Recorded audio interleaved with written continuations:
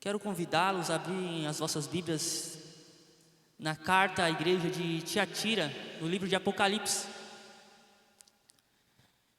Se encontra no capítulo 2 de Apocalipse, verso 18 ao 29.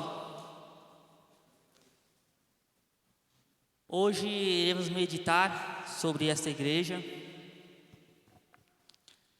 a igreja que se encontrava na cidade de Tiatira.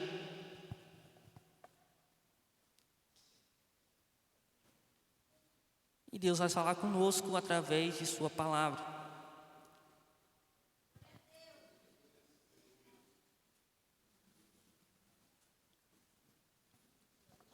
Amém? Apocalipse capítulo 2, verso 18 ao 29. Diz assim a palavra de Deus: Carta à igreja em Tiatira.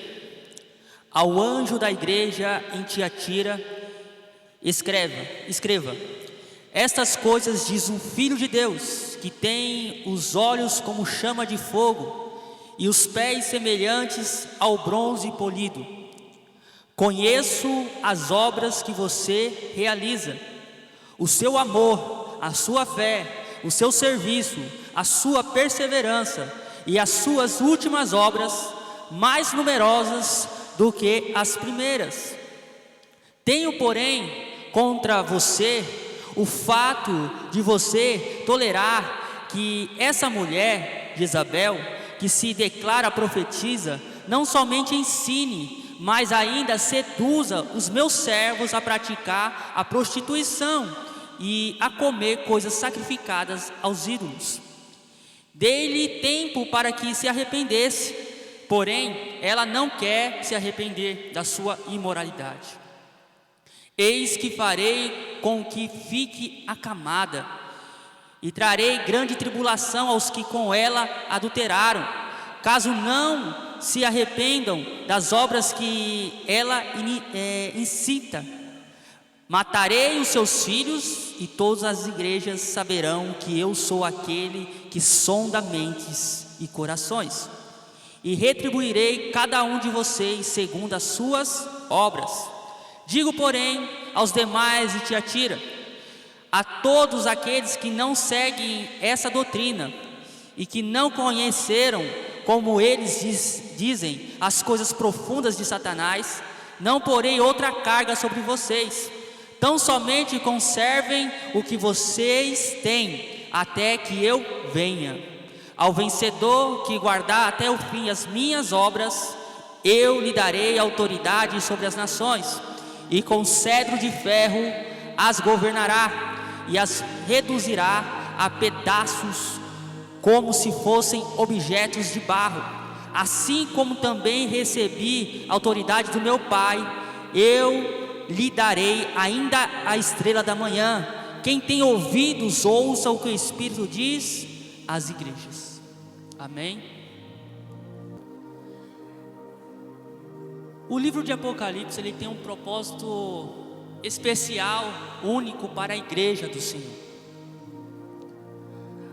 O livro de Apocalipse foi uma revelação dada, não por um homem qualquer, não por uma pessoa que, vendo a circunstância que a igreja estava passando, ele decidiu escrever uma carta.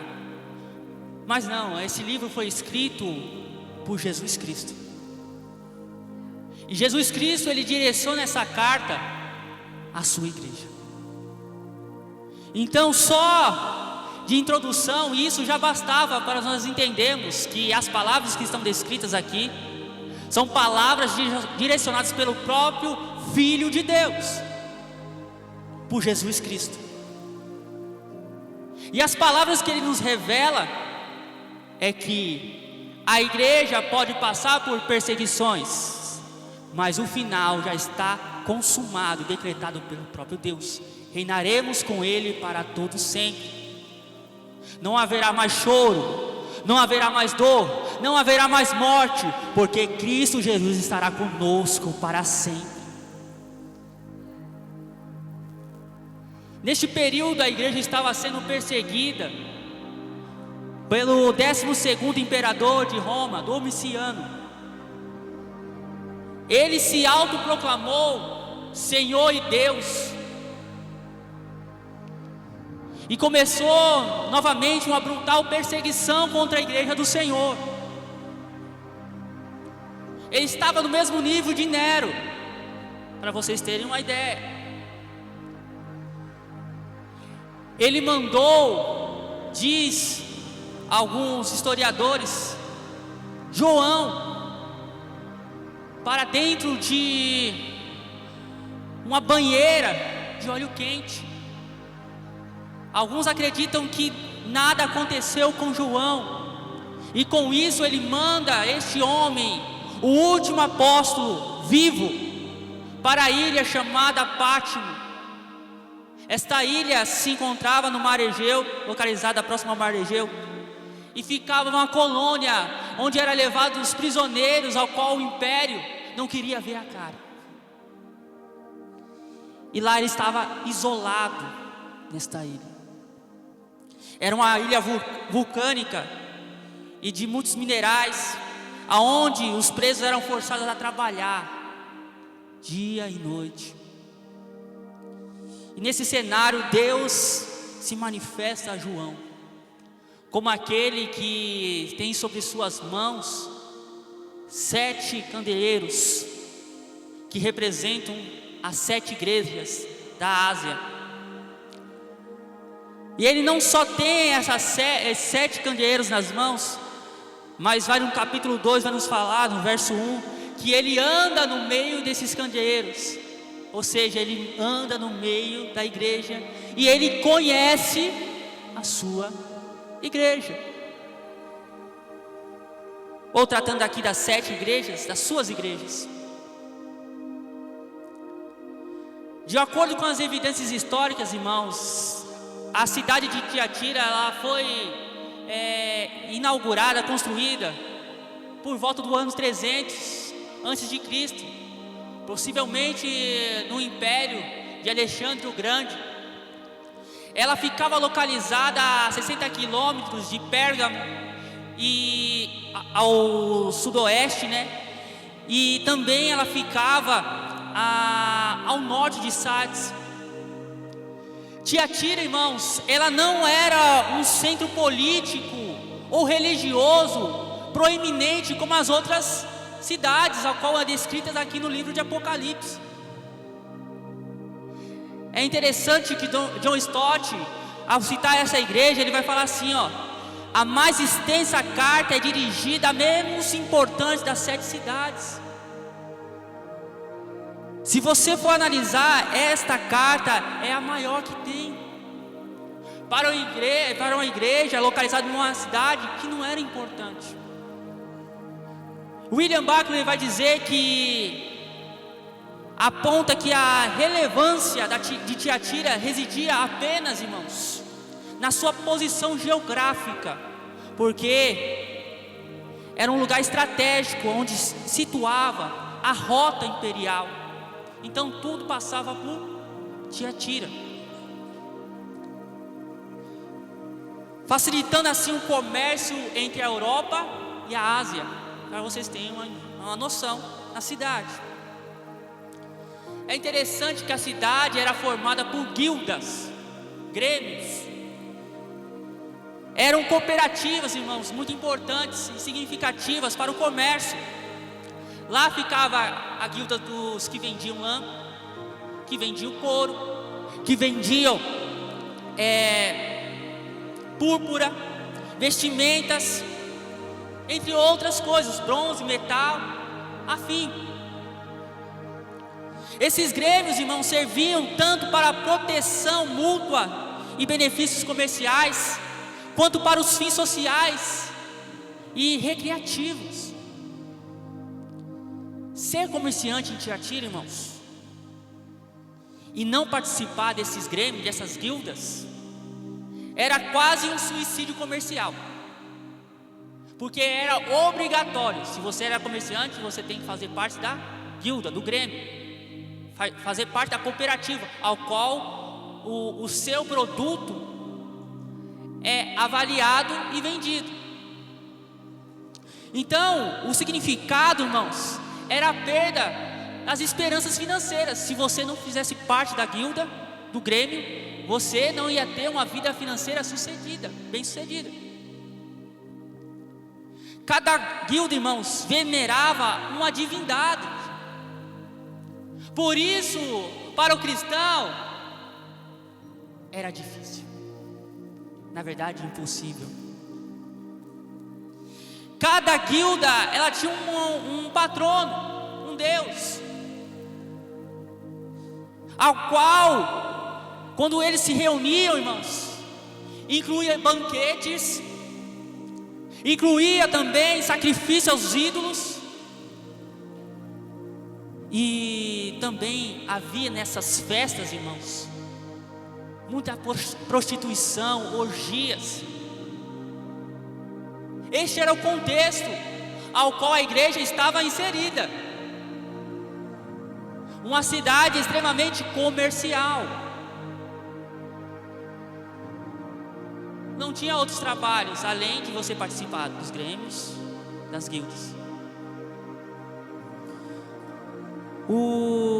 A grande questão aqui de Tiatira, irmãos, segundo Barclay, era que o perigo não vinha da perseguição externa, mas sim de dentro da igreja.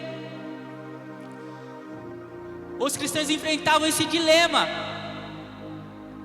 ou participavam das guildas, ou passavam fome.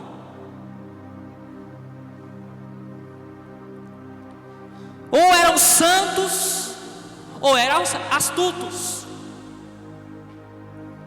A escolha era difícil. Deixar a guilda significa perder posição, significa perder reputação, significa que o lucro financeiro, irmãos, ia se esvair. Permanecer significa negar o próprio Cristo, aquele que deu vida àqueles que estavam mortos em seus delitos e pecados. E diante dessas circunstâncias, para resolver isso, surgiu uma mulher, ao qual recebeu do próprio Cristo o título, o simbolismo e o nome de Jezabel. Ela alegava que era uma profetisa, mas entenda, a palavra de Deus, ela diz que é profetisa, então ela é uma falsa profetisa. E ela vem com uma filosofia, com uma mentalidade diferente. Ela alegava conhecer a solução para esse impasse, participar ou não das guildas. Ela dizia assim, para vencer Satanás, era necessário conhecer as coisas profundas de Satanás. E isso é um perigo. Paulo, ao escrever Romanos, ele fala assim, sobre a questão de se abundar no pecado. Porque na mentalidade dela, quanto mais eu pecar, mais a graça virá sobre a minha vida. Aí ela provavelmente vai usar as palavras de Paulo: onde abundou o pecado, superabundou a graça. Por isso eu devo pecar? De maneira alguma. Mas esta mulher perverteu e falou: vamos participar, vamos entrar nas coisas profundas de Satanás, porque a graça de Deus virá sobre as nossas vidas. Isso não é bom? A graça de Deus? A graça de Deus é boa, perfeita, maravilhosa. Nós estamos aqui pela graça de Deus. Mas se aprofundar nas coisas de Satanás, nas profundezas dos seus ensinamentos, dos seus valores, é negar a Cristo Jesus, é ir contra a santidade que habita no Deus Todo-Poderoso. O ensino dela enfatizava que o pecado só pode ser superado através do conhecimento profundo adquirido pela experiência direta com o pecado. É nesse contexto cultural, é nesse contexto religioso que se encontrava a igreja de Tiatira, irmãos, nesse impasse. Por isso a necessidade dessa carta à igreja de Tiatira. E o que podemos extrair desta carta? O que podemos observar desta mensagem ao qual Deus, um Deus zeloso que ama a sua igreja, escreveu estas palavras? Tiatira, irmãos, era uma igreja que qualquer um de nós queríamos participar, desejávamos participar, porque ela tinha características que nos faltam. Ela tinha as características que hoje, infelizmente, no nosso cotidiano, na nossa era presente, está escassa.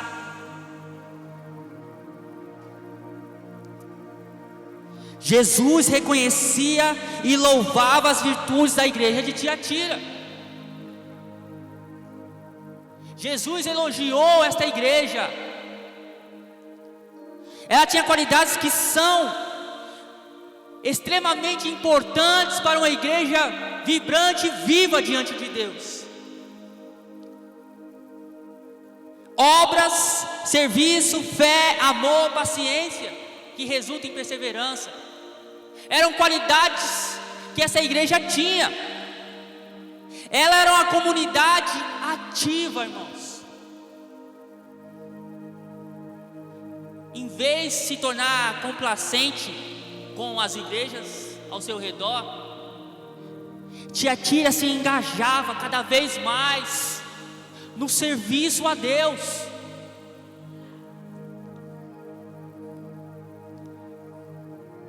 O verso 19 vai dizer assim: conheço as tuas obras, conheço as obras que você realiza, o seu amor, a sua fé, o seu serviço, a sua perseverança, as suas últimas obras mais numerosas do que as primeiras.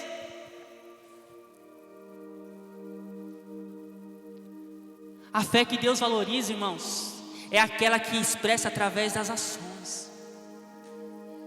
Tiago fala, né? Mostra as suas obras sem fé, que eu mostrarei a minha fé através de minhas obras. 1 Coríntios capítulo 15, verso 58 vai dizer assim: portanto, meus amados irmãos, sejam firmes e constantes. Firmes e constantes, sempre abundantes na obra do Senhor, sempre abundantes na obra do Senhor, sabendo que o trabalho de vocês não é em vão do Senhor. Esta igreja entendia isso. Hoje estamos vivendo uma igreja apática. Estamos parecendo muitas vezes com a igreja de Éfeso. O amor precisamos achar, porque o amor resulta em obras. A palavra de Deus nos diz, né, que o amor de Deus nos constrange. E constranger ali é tomar uma atitude em ação em resposta a esse amor. Quem ama, trabalha. Quem ama, se dedica ao seu amado. Esta igreja tinha essa virtude. Ela amava a Deus. Ela amava servir ao Deus que está acima de todas as coisas. Ela amava a comunidade, a unidade, o serviço. E o serviço aqui poderemos dizer em 3 aspectos, irmãos: serviço na sua família. Entre o casal deve ter amor e serviço. Não basta falar que ama, tem que demonstrar esse amor através de suas atitudes, na prática. Para os homens, né? Irmãos, lavem a louça uma vez na vida, outra na morte, mas lavem. Ajudem sua esposa. Você está vendo ela cansada, ajude ela. Não estou falando aqui de troca de obrigações, irmãos. Deus, Ele é um Deus sábio, estabeleceu para cada um as suas obrigações, e vocês devem fazer e executar com perfeição aquilo que Deus outorgou para a sua vida. Mas entendemos que a nossa esposa é o vaso mais frágil, e como homens devemos ajudar. Faça uma surpresa para ela, cozinhe. Se você não souber, irmãos, tem o YouTube para te ajudar agora, né? Não tem desculpa mais. Tem as receitas, né, prontas. É só seguir as medidas corretas, que não vai dar erro.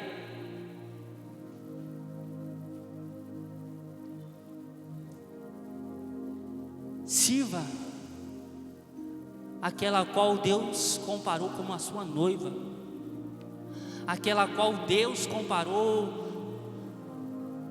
que Ele dava a sua própria vida em amor. Servir em seu lar é de extrema importância. Da mesma forma, a mulher deve servir o seu marido com honra. Eita, né? É porque amar é fácil para a mulher. Por isso Deus nos manda a mulher servir com honra. E honra, irmãos, envolve respeito, envolve se submeter não ao erro, mas submeter ao Senhor de sua vida. É entender que muitas vezes você pode ter até certa naquele momento, mas não diga aquela palavra no final: eu não avisei. Isso irrita o homem, sabia? É verdade, homens? Ele sabe que está errado, ele vai assumir, né? Não precisa lembrar ele há 6 em 6 meses, né? Ele vai assumir, e é necessário, né? O homem tem essa característica, ele tem que assumir os seus erros, porque a partir de assumir seus erros, ele não comete mais. Ele busca renovar a sua mente, o seu caráter. Então devemos servir em sua família, devemos servir na obra de Deus. E como você serve na obra de Deus? Você serve na obra de Deus dedicando a sua vida ao próximo, ao seu irmão. Você serve não somente na questão de limpar a igreja, de ver um copo no chão e pegar e levar para o lixo. Isso é nosso dever, irmãos, por favor.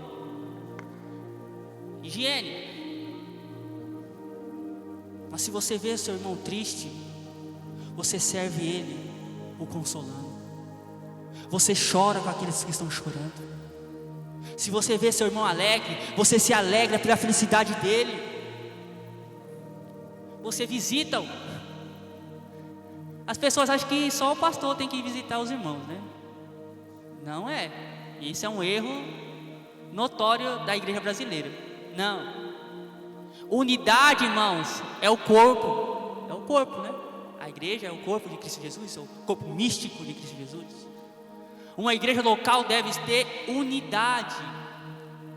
Deve conhecer quando o seu irmão está triste e quando o seu irmão está alegre. Deve saber quando ele está passando por um período difícil e aconselhar. Deus nos capacita com isso. Ser hospitaleiros, ter domínio próprio para não falar aquilo que você acha, mas aquilo que a palavra de Deus diz. É porque muitas vezes nós estamos cheios de opiniões, né? E as nossas opiniões nem sempre são as certas. E isso é importante no corpo de Cristo. Para não ver facções e divisões, é necessário ter o mesmo pensamento. O pensamento de quê? De Cristo Jesus, porque Ele é a nossa cabeça. E a terceira forma de servir é por meio do Evangelho, é servir a sociedade, é ajudar os órfãos e as viúvas, é pregar o Evangelho ao necessitado, é levar a salvação, a alegria que foi acendida no seu coração, é pregar as virtudes a qual você recebeu, é demonstrar no seu emprego que Cristo Jesus está na sua vida, e mesmo que eles cometam erros, você não deve se contaminar aquele erro, mas você deve servir ao Senhor acima de todas as coisas, de tal forma, irmãos, que em alguns locais o seu patrão deve amar você, em outros lugares está difícil, no contexto brasileiro está difícil, né? O patrão ele odeia o cristão em alguns locais, porque não dá bom testemunho, porque não serve corretamente o exemplo de Cristo Jesus. Então devemos ter isso em mente. Então esta igreja, irmãos, era uma igreja ativa, e isso é uma característica que Deus elogia. Ela servia com prazer em sua casa, na igreja e na sociedade.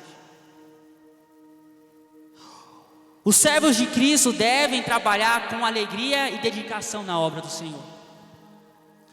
No entanto, essa obra só é completa quando é permeada pelo amor de Cristo Jesus. Isso está intrínseco nessa igreja. Ela tinha amor por Cristo Jesus. Deus elogia pelo seu amor. Porque trabalhar sem amor, irmãos, traz uma soberba no coração, uma altivez, uma autoglória para si. Concordo com o Steven Larson quando ele diz assim, das 7 igrejas, essa é a única notável pelo seu amor. Se em Éfeso o amor por Cristo estava em declínio, em Tiatira estava em ascensão, estava subindo cada vez mais. Ela possuía um amor profundo pelo Filho de Deus.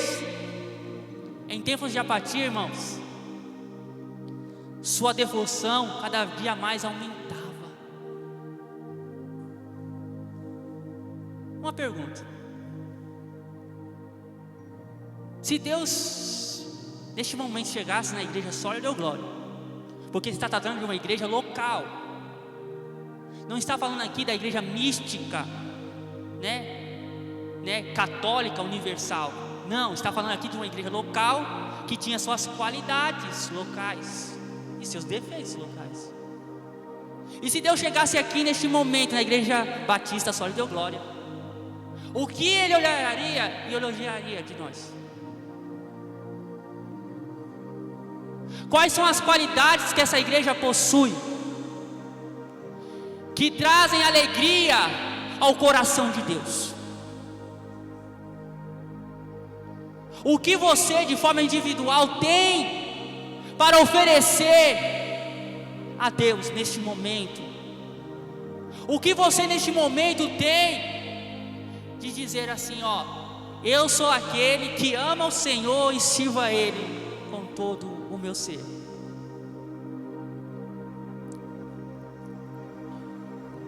Devemos fazer um exame, irmãos, profundo. Devemos fazer um exame profundo de quem somos diante da presença de Deus, de quem somos como comunidade, como igreja diante de Deus.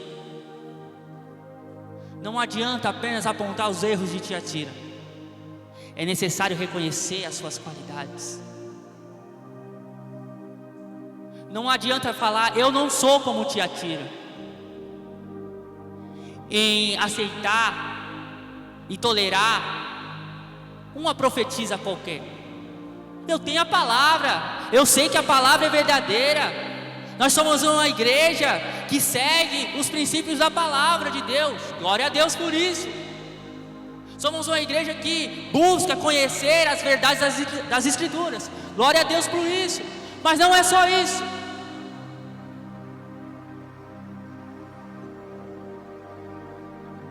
Uma igreja não é somente conhecimento. Uma igreja precisa de intimidade com Deus. Uma igreja precisa de amor profundo por Deus. Uma igreja verdadeira precisa mostrar esse amor através de suas atitudes em servir na obra de Deus, na casa de Deus, na sua família, na sociedade. Não adianta vir aqui no culto aos domingos, 2 horas, e falar que isso é suficiente. Isso não é amor por Deus. Isso não é amar a Deus. Isso não é viver para Deus. Amar a Deus é uma vida contínua em sacrifício vivo por Ele. É muitas vezes negar aquilo que dá prazer terreno para você, em prol de se sacrificar para a obra de Cristo Jesus, em buscar mais intimidade com Ele, em viver mais com Ele, em amar mais Ele profundamente. Qualquer coisa feita na obra de Cristo sem amor, irmãos, é pura hipocrisia, é ser hipócrita. E ainda que eu tivesse o dom de profecias, conhecesse todos os ministérios, toda a ciência, e tivesse toda a fé, podendo mover montanhas sem amor, irmãos, eu nada seria. 1 Coríntios capítulo 13, verso 2.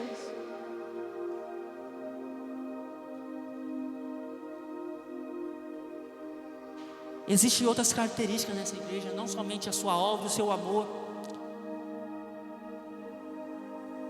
O servo de Deus é perseverante, motivado pela fé em Cristo Jesus. Saibam que a prova da fé de vocês produz perseverança, mas a perseverança deve terminar a sua obra, para que sejam maduros, íntegros, sem lhes faltar nada. 1 Tiago capítulo 1, verso 3 e 4. Há um ciclo notório. A perseguição gera fé, fé gera perseverança, permanência, firmeza, maturidade.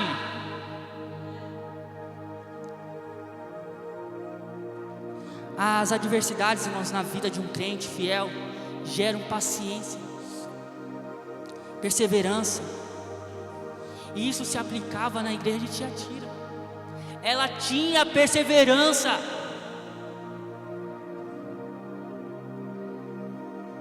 Mesmo que todas as portas estavam se fechando para ela, esta igreja, alguns remanescentes estavam perseverando em Deus, estavam esperando em Deus, na solução bendita e suficiente para suas almas.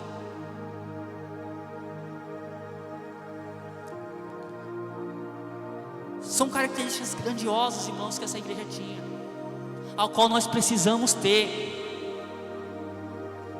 Eles não somente amaram no princípio, não somente fizeram obras no princípio, não somente tiveram fé e perseverança no princípio.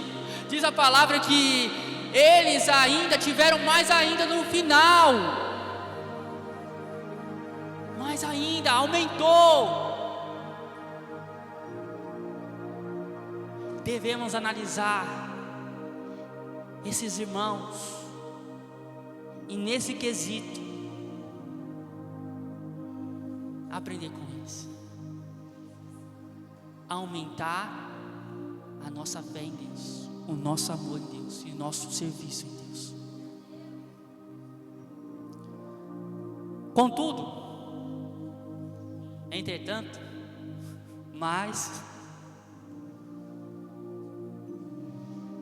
no entanto, tenho contra ti o fato de tolerares a mulher de Isabel, que se autodenomina profetiza.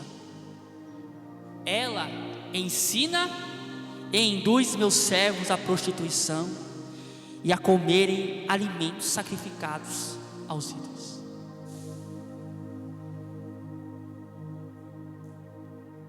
Não é suficiente, irmãos, que esta igreja possuía as qualidades. Não era suficiente essas qualidades mencionadas. Deus ele fala que tinha algo contra esta igreja. É necessário haver temor do Senhor. É necessário, irmãos, respeito pela sua palavra. É necessário, irmãos, santificação dos seus membros. Ensino de renúncia ao mundo. Busca contínua pelo reino de Deus. E unidade do corpo de Cristo Jesus.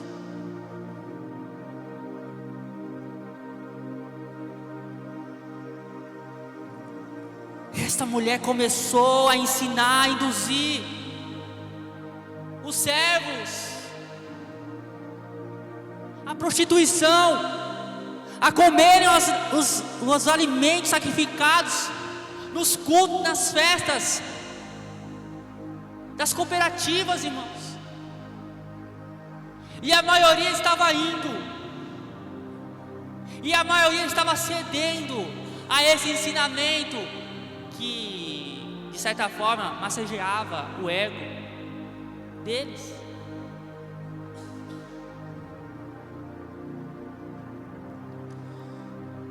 E através dessa palavra podemos observar algo importante. Dentro desta igreja havia 3 tipos de pessoas: os fiéis, os que toleravam o pecado e os que viviam no pecado. Os fiéis, os que toleravam o pecado e o que viviam no pecado. A igreja estava bem, estava em perigo e estava mal de forma simultânea. Jesus sabe diferenciar cada um. Ele diz que Ele conhece a sua igreja. Dentro de uma mesma igreja, irmãos, há tanto pessoas que são salvas, como pessoas que estão perdidas. E tem pessoas que estão no muro. E se está no muro já está perdido, porque o muro não é de Deus. Isso é bom esclarecer. O muro se chama relativismo, né? Não existe certo nem errado, eu estou aqui. Então você não está no lugar certo. O único equilíbrio é uma vida em Deus.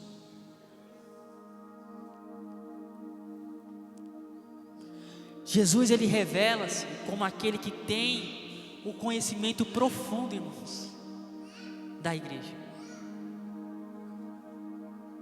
Ele não só sustenta, como eu falei no início, os candelabros em suas mãos, a igreja, mas ele é aquele que anda no meio deles, anda no meio de sua igreja. Ele conhece a sua igreja, por isso ele diz que está ciente das obras, das ações da sua igreja. Por isso ele diz para algumas igrejas: eu conheço a tua tribulação. Por isso ele diz a outra igreja: eu sei o local onde você está. Por isso, irmãos, ele diz aqui nesse texto que os seus olhos são como chama de fogo. E por seus olhos ser como chama de fogo, ele observa tudo, ele sabe tudo, ele conhece tudo, ele examina todos, irmãos. Nada fica oculto ao saber de Deus. Um dos seus atributos é a onisciência. Ele sabe tudo.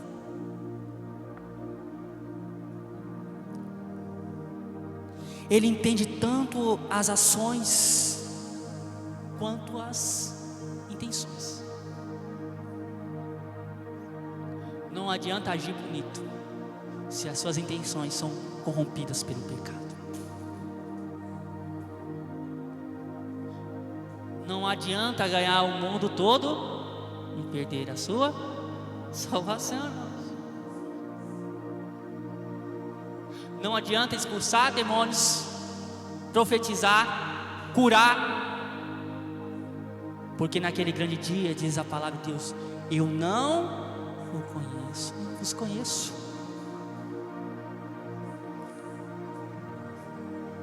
E a maior alegria é saber que Deus escreve esta carta à igreja de Tiatira e às outras 6 igrejas, aliás, porque eu já estou contando essa. E Ele diz para essas igrejas: eu conheço vocês. Ainda há solução para esta igreja.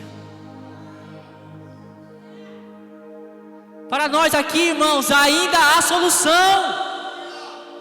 Deus está dizendo: eu conheço vocês.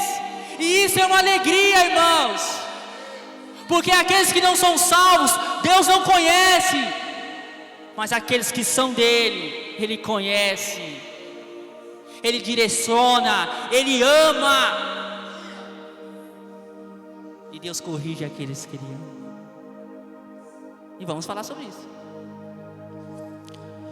Por nos conhecer, Jesus, o Filho de Deus, nos repreende, irmãos, e nos alerta para não tolerarmos o espírito desta época. E nós já falamos sobre o espírito dessa época. É qual? A apostasia, irmãos. É negar a fé, é negar os princípios de Deus, é desviar daquilo ao qual Deus nos ensinou. No Antigo Testamento, irmãos, a nação de Israel foi corrompida porque surgiu uma mulher chamada Jezabel. Jezabel, irmãos, era filha de Etibal. Ele era o rei dos Sidônios, da cidade, do país de Sidom, né? Ela era uma mulher na história casada com um rei de Israel, no reinado do norte, conhecido como Acabe. Eu preguei numa quinta-feira sobre 1 Reis capítulo 17, e foi citado sobre essa mulher. Acabe, ele era um grande político e líder, irmãos, militar, porém não era muito fiel nas questões religiosas, e com isso ele se casa com uma mulher fora do seu país. E o pai dessa mulher, Jezabel, ele não era somente rei de Sidom, ele também era sacerdote de Baal. E a sua filha seguia os seus caminhos. E ela levou a cultura, a sua religião para a nação de Israel. Para agradar Jezabel, irmãos, Acabe ergueu um templo para Baal. Isso foi uma grande profanação e desvio de Israel. Não somente isso, Jezabel chegou lá como não querendo nada, começou a mandar no reino. E vamos falar sobre essas características de Jezabel e Acabe. É interessante que após instaurar o seu plano religioso sobre a nação de Israel, a primeira coisa que ela faz é perseguir os profetas. Mandou matar o quê? Os profetas de Deus. Porque onde não há profecia, o povo se corrompe. E é proposto instalar o seu próprio pensamento, filosofia, seu próprio pensamento filosófico dentro daquela nação, suas próprias diretrizes religiosas, porque não há profeta para confrontar aquilo que está errado. Quando o verdadeiro ministério profético é silenciado, irmãos, isso permite que o inimigo posicione os seus próprios profetas em posições chaves no reino. Havia 400 profetas de Baal e 450 profetas de Acera. Então, ela tinha bastante, né? Profetas a seu serviço, para ensinar o reino todo do norte. Ninguém houve, pois, como Acabe, que se vendeu para fazer o que era mal perante o Senhor, porque Jezabel, a sua mulher, o instigava. Isso se encontra em 1 Reis, capítulo 21, verso 25. Ele se tornou o pior rei do reino do norte, porque ele se deixou vender os seus princípios para servir à vontade de sua mulher, que o instigava. Então, irmãos, uma orientação para aqueles que vão casar, ou que estão nesse processo: cuidado com a pessoa que você inicia seu relacionamento. Analise se essa pessoa é de Deus ou não, porque ela pode desviar os princípios que você levou um tempo para construir. Mas para destruir é fácil, irmãos. E essa mulher tinha a sua característica de sedução. Ela seduziu de tal forma que ele se tornou o capacho dela. E voltando aqui para Apocalipse, Jezabel simboliza um espírito, uma filosofia. Esse espírito de Jezabel, irmãos, atua conjuntamente com os principados e potestades malignos. Lá em Efésios capítulo 6, verso 12. Está junto. É um espírito maligno, irmãos. Essas entidades malignas abrangem, irmãos, espíritos de religiosidade, né? Tem bastante isso, né? Eu sou mais santo do que o outro, sou mais religioso, não me toque, eu sou um semideus. Não é assim? Nós sabemos disso, irmãos. Nosso contexto brasileiro, é claro, existe um espírito de manipulação, irmãos, de controle, de cobiça, perversão e ocultismo, irmãos, dentro das igrejas brasileiras. As pessoas estão sendo manipuladas por esse mesmo espírito que atingiu a igreja de Tiatira. Estão sendo seduzidas ao pecado, a profanar contra Deus. Levantam tronos de Satanás, porque Deus não está mais no trono nas suas igrejas. Quem está no trono é os seus próprios líderes. De tal forma que aquilo que ele fala é verdade absoluta. Eles, infelizmente seguem o que aconteceu na história da Igreja Católica, depois que ela se tornou apostólica romana. A tradição está acima da palavra de Deus. Então, a palavra de Deus não é mais a regra de fé, mas a tradição é a regra de fé deles. E vai aumentando, de tal forma que agora o que o líder maior diz tem peso e autoridade canônicas. E isso é um perigo, hein, irmãos? Isso é um perigo. E dentro das igrejas estão sendo instituídos isso, irmãos. Igrejas que têm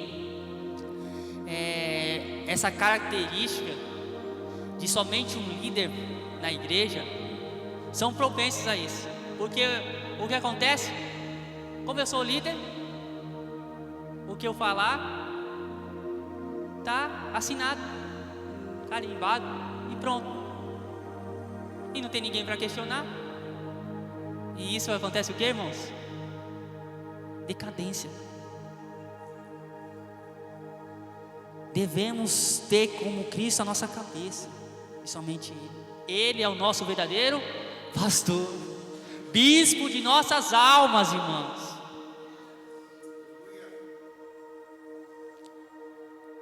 Frequentemente, irmãos, esse espírito Esses espíritos, né, de manipulação, de religiosidade, de controle, eles se alinham ao espírito de Jezabel para formar fortalezas mentais, de tal forma que a pessoa, ela conhece a verdade, mas sua mente fica cauterizada por mentiras. Onde já se viu? Se eu sair do pecado, eu devo voltar para ele? Se aquilo me fazia mal, eu devo amar aquilo novamente? E as pessoas seguem, porque suas mentes são cauterizadas, são modificadas. Isso é um espírito satânico, irmãos. Quando tais fortalezas são estabelecidas, irmãos, a pessoa é considerada sob uma influência do espírito de Jezabel. Isso está acontecendo com essa mulher em Tiatira. Ela estava sobre esse espírito, sobre o seu coração, de tal forma, irmãos, que estava levando ela a apodrecer espiritualmente. Isso estava gerando, Deus estava fazendo um processo sobre a vida dela, que Ele ia dar enfermidade sobre o seu corpo, sobre a sua família e sobre os seus seguidores. O raciocínio, irmãos, é distorcido. Os seus pensamentos e ações são manipulados. O espírito de Jezabel, irmãos, contamina tudo ao seu toque.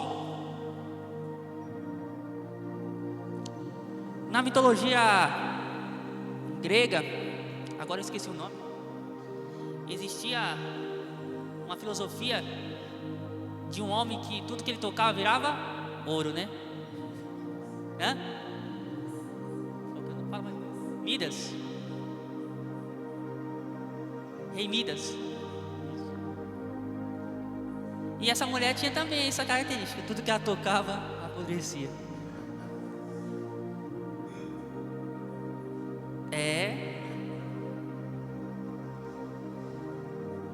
O que é sagrado se torna profano. As pessoas começam a deixar a igreja sem entender o motivo. Elas se sentem impelidas a partir, como se percebessem o aumento do poder das trevas.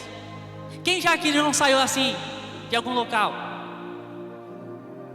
O Espírito do Senhor impeliu você a sair desse local, porque você viu que aquilo não estava mais de acordo com a palavra de Deus. De vez de gerar luz sobre a sua vida, estava gerando o que? Trevas.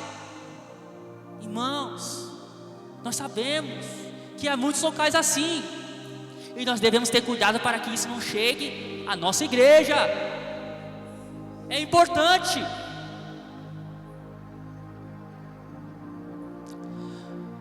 Como eu falei, aqui podemos trazer outro espírito também, o espírito de Acabe, né? Acabe, ele representa a renúncia da autoridade, ou ao mesmo tempo uma autoridade passiva. É o que estava acontecendo com os líderes da igreja de Tiatira. Ele estava permitindo que essa profetisa, falsa profetisa, ensinasse a igreja. Não pode, de maneira alguma.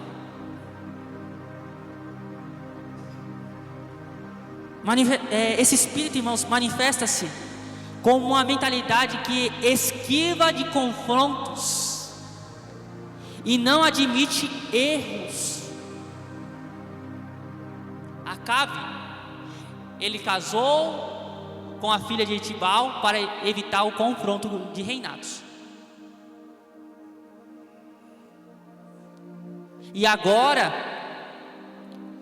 ele não admite os seus erros. Quando o profeta questionava ele dos seus pecados, ele fala assim: esse aí só fala mal de mim toda vez, então não adianta chamar ele não, porque eu tenho certeza, se você chamar ele, ele vai falar mal de mim. Ele não assume o seu erro. Ele não fala: infelizmente, como homem e pecador, eu errei.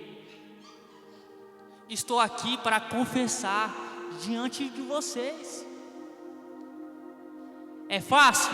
Não, mas é necessário. Principalmente aquele que exerce liderança e autoridade. Eu, o pastor Jefferson, o pastor Gildo, desculpa, o pastor Gildo. O Gilson pode ser, né? Daqui a pouco, futuramente aí, ó. Glória a Deus, aleluia. Aí, entendemos isso. A responsabilidade que está sobre nossos ombros. Não é fácil, irmãos. Não deixar a soberba entrar em nosso coração. Não é fácil, irmãos, reconhecer os nossos erros, mas é necessário. Estamos lidando com o corpo de Cristo Jesus, e Ele ama a sua noiva. Ele deu a sua vida por ela, e Ele há de cobrar daqueles que a direcionam nessa terra. O espírito de Acabe, irmãos, é um espírito que valoriza a sua posição.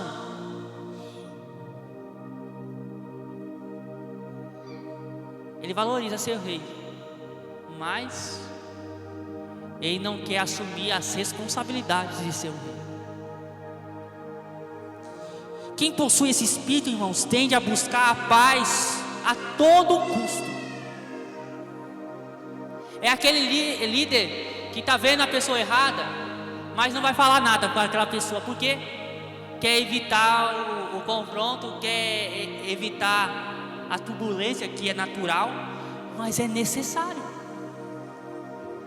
Então agradeça a Deus que vocês têm líderes que repreendem você. Inclusive, irmãos, se isso significava estabelecer alianças profanas, porque ele começou assim, evitando o conflito. Depois fez alianças profanas, de tal forma que ele trouxe para a sua vida, para a sua família, para o seu reinado. De forma resumida, o espírito de Acabe, irmão, sempre está disposto a sacrificar o futuro a fim de obter a paz no presente.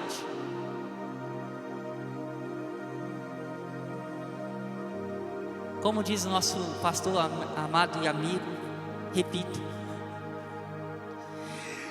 o espírito de Acabe sempre está disposto a sacrificar o futuro a fim de obter a paz no presente. Então, tomem cuidado. Devemos nos fortalecer na palavra de Deus e na oração, para que tanto o espírito de Jezabel quanto também essa filosofia de Acabe não venham fazer parte de nossas vidas, para que esses pensamentos sutis ao pecado não venham inflamar o nosso coração de tal forma que nós negamos a Cristo Jesus. E eu vou finalizar, irmãos. Antes de julgar a igreja, Jesus a confronta de forma misericordiosa. O verso 21 vai nos dizer: dei-lhe tempo para que se arrependesse, porém ela não quer se arrepender de sua imoralidade. Deus deu tempo. Deus é longânimo, irmãos. Ele não se alegra com a morte do ímpio, mas deseja, segundo a sua palavra, que todos se arrependam. Ele oferece tempo para o arrependimento, pois cada dia, irmãos, em nossa vida é uma chance de retornar a Ele. Se você nesta manhã estar afastado de Deus, de Cristo Jesus, Deus te convida hoje. Deus te convida hoje a voltar à sua presença, irmãos. A porta da graça está aberta. E os seus braços, os braços do Eterno estão estendidos para receber você.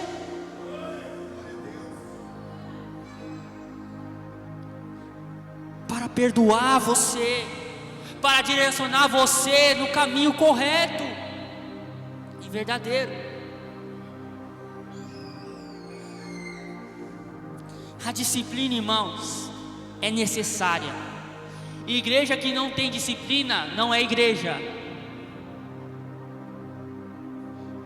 A disciplina é um ato de amor. Jesus transforma o leito do adultério em leito de sofrimento. Deus falou que ia dar uma enfermidade para aquela mulher, para os seus filhos e para aqueles que o seguiam. O prazer do pecado, irmãos, receberá o chicote da disciplina de Deus. E Deus corrige aqueles a quem ama. Deus nos orienta, aos pais, né? A o quê? A fustigar o seu filho com a vara, né? Para que a alma dele não seja destruída. Ele se converta ao caminho de Deus. E Deus, Ele faz isso conosco. Ele nos disciplina para o arrependimento do pecado. Deus fez isso com essa mulher. Deus deu uma chance para essa mulher mudar os seus atos, mas ela não quis, irmãos. Deus deu tempo, mas ela não quis.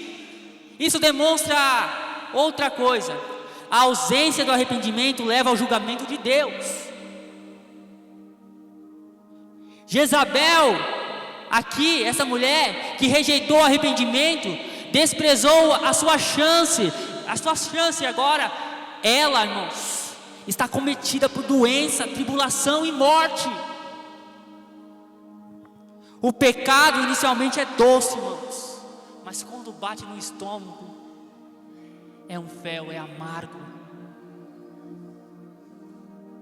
E Satanás, que promete vida, irmãos, ele só entrega o quê? Morte. Então temos que ficar ligados. Os pés de Cristo, irmãos, aqui narrado no verso 18, são pés semelhantes ao bronze polido, não é? Você fala, que bonito, né? Para que servem os pés de bronze? Alguém tem uma noção? Os pés de Cristo, como bronze polido, esmagarão os seus inimigos no dia do julgamento. Conforme 1 Coríntios capítulo 15, verso 25, irmãos. Apocalipse 6, verso 17 vai nos dizer que naquele dia o Cordeiro estará irado, irmãos. E ai daqueles, irmãos, que receberão a ira do Cordeiro, porque com seus pés ele pisoteará. E o negócio vai ser brutal, irmãos. Diz em Apocalipse 19 que ele pisará sobre a terra e será como um lagar de vinho, ou seja, muito sangue. É terrível, irmão. É a ira do Cordeiro. Você tem a oportunidade nesta manhã de receber a graça do Cordeiro. Não queiram a ira do Cordeiro, irmãos. É possível, irmãos. Só aplicações para vocês hoje, agora, nesta manhã. É possível permanecer firme na doutrina e puro na conduta, mesmo quando outros se desviam. É possível. Nessa igreja havia remanescentes. O verso 24 vai nos dizer: digo, porém, aos demais de Tiatira, a todos aqueles que não seguem essa doutrina, que não conheceram, como eles dizem, as coisas profundas de Satanás. É possível estar no Brasil e não ser corrompido pela filosofia pragmática, a doutrina que nos faz ir contra a vontade de Deus. É possível. É possível ser crente no seu trabalho. É possível ser crente na faculdade. É possível ser crente na escola. É possível e necessário ser crente no seu lar. É possível. Meu marido não é crente. A Bíblia fala que a mulher crente santifica o seu lar e por seu modo de viver, ela santifica o seu marido. Isso acontece também o oposto. O marido santifica a sua casa. Glória a Deus por isso. Um remanescente fiel na igreja é verdadeiramente livre sob o jugo suave de Cristo Jesus. Se Cristo vos libertou, verdadeiramente sereis livres. Existiam pessoas livres em Tiatira. Eles andavam e voavam nas asas do Altíssimo. Eles caminhavam porque não tinham fardos pesados em seus ombros, porque a graça de Deus o bastava.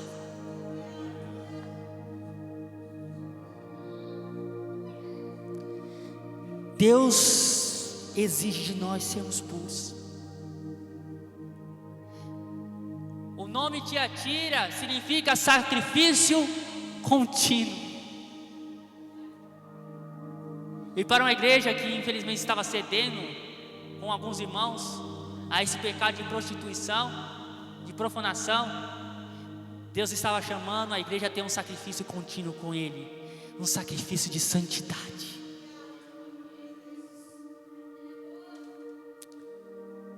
Deus nos chamou e nos escolheu para sermos santos, irmãos. Efésios 1:4.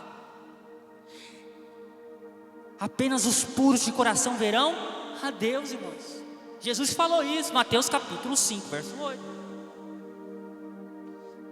Hebreus vai nos dizer que sem sacrifício, aliás, sem santificação ninguém verá a Deus.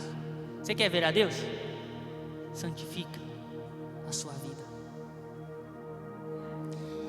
É crucial, irmãos, compreender que já possuímos tudo em Cristo para uma vida completa. Já possuímos tudo em Cristo. As pessoas sempre querem a mais, por isso não agradecem a Deus. Devemos oferecer sacrifícios contínuos, uma oferta graciosa a Deus, ofertas de gratidão.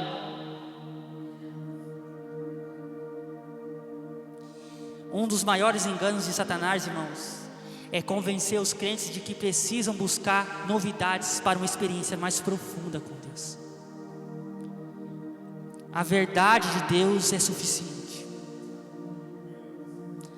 Não necessitamos de pragmatismo ou de tendências mundanas, mas sim de Deus. Somente dele, através de sua palavra, vivendo no Espírito e andando no Espírito, irmãos. O vencedor é aquele que mantém até o fim as obras de Jesus. Que coisa maravilhosa, irmãos. Receberemos aquele que permanecer até o fim, receberá o quê? O reino de Deus sobre as suas vidas, porque a Bíblia nos fala que nós reinaremos com Ele, e através desse reino nós julgaremos o mundo. Quem crê que reinará com Cristo Jesus? Quem crê que já reina com Cristo Jesus? Aleluia!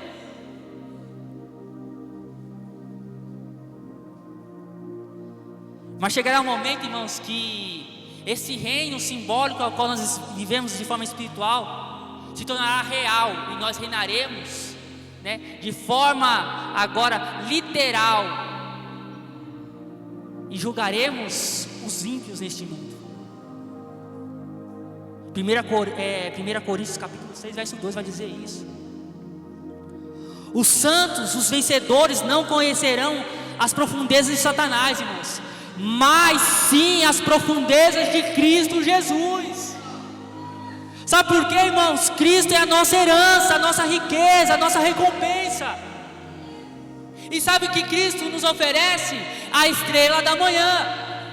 E quem é a estrela da manhã, senão Ele mesmo?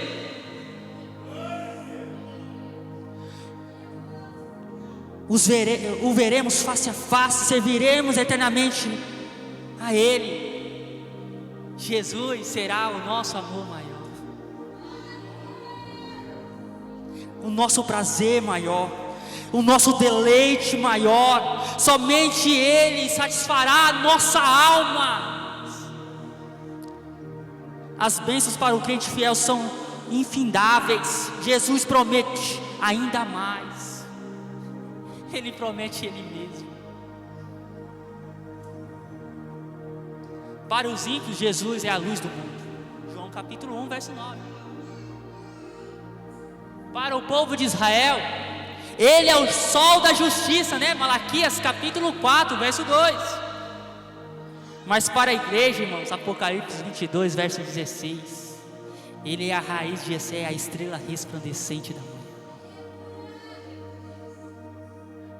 Que felicidade ter Cristo Jesus sobre nossas vidas. De toda forma, Cristo é tudo em todos. Cristo é identificado como a resplandecente estrela da manhã, irmãos. Portanto, não há dúvida de que Ele é também essa figura central de nossas vidas. Para os povos antigos, a estrela da tarde simbolizava a morte, enquanto a estrela da manhã simbolizava a vida. Ou seja, ao vencedor, Jesus é a vida ao qual precisamos e receberemos para todo sempre.